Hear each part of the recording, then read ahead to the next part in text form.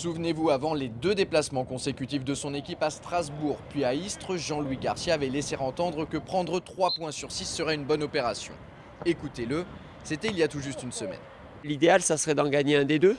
Sauf que depuis, les Angevins sont revenus de leur voyage en Alsace les valises pleines. Résultat, le discours du technicien angevin a quelque peu évolué en l'espace de 8 jours. Aujourd'hui, il n'est plus question d'empocher 3, mais plutôt 6 points à l'occasion de ces 2 rencontres à l'extérieur. L'appétit vient en mangeant. Maintenant, forcément, les objectifs sont à la hausse. Maintenant, le challenge est d'en prendre 6. Forcément, on va aborder ce match avec l'espoir d'en prendre 6, tout en sachant que si on venait à sortir des 2 déplacements avec 4 points, ça serait une très très belle performance. Oui, mais voilà, il y a un élément à prendre en compte, et pas des moindres. Istres est actuellement 19e du championnat à 2 longueurs du premier non relégable Guingamp. La survie de la formation provençale en Ligue 2 dépend en grande partie de ses résultats à domicile. Alors même si Angers part favori sur le papier, les Ligériens ont conscience de l'ampleur de la tâche à accomplir pour l'emporter face à une équipe désormais de haut mur.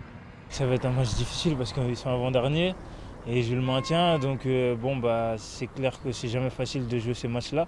Donc ce sera peut-être un peu plus dur, même plus dur qu'à Strasbourg. Donc on ne va pas se le cacher, ça va être un match très difficile. On est à 11 matchs de la fin, vu leur position.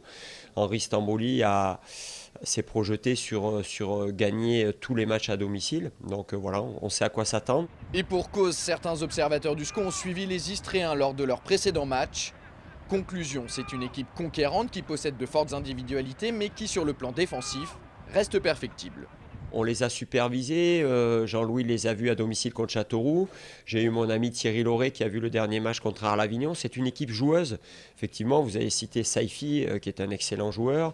Ils ont des garçons comme Rivière, devant El Bari, Santos qui est quand même si physiquement c'est plus ce qu'il a été, mais un excellent buteur. Donc ils ont un potentiel offensif, des joueurs au milieu, Koulibaly, Chedli qui sont d'excellents joueurs.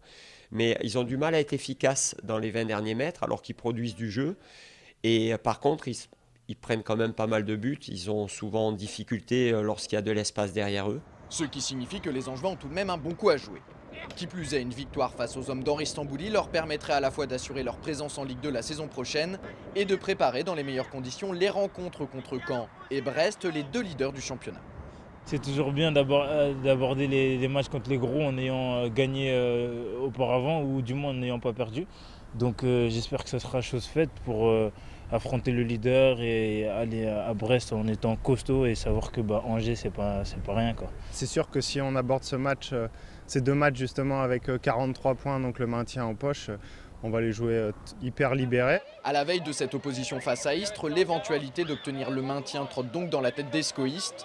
Et la montée, est-ce qu'ils y pensent? On en est loin, on n'a jamais bagarré avec les équipes de tête, là on s'y retrouve, mais bon, non, on va continuer, on fait match après match, c'est comme ça qu'on a les meilleurs résultats. À chaque fois qu'on s'est projeté plus loin que le match suivant, on s'est cassé la figure, donc non, là aujourd'hui on pense qu'à Istres. Demain soir, Jean-Louis Garcia devrait aligner le même 11 de départ que contre Strasbourg, à une exception près. Au milieu, Philippe Brunel devrait céder sa place à Gaëtan Charbonnier, sur le côté gauche. On se quitte avec cette image des joueurs du SCO à la gare d'Angers en tout début d'après-midi. Ils avaient l'air d'être en forme avant de monter dans le train direction Istres, pourvu que ça dure jusqu'à au moins demain, 22 h. Allez, au SCO!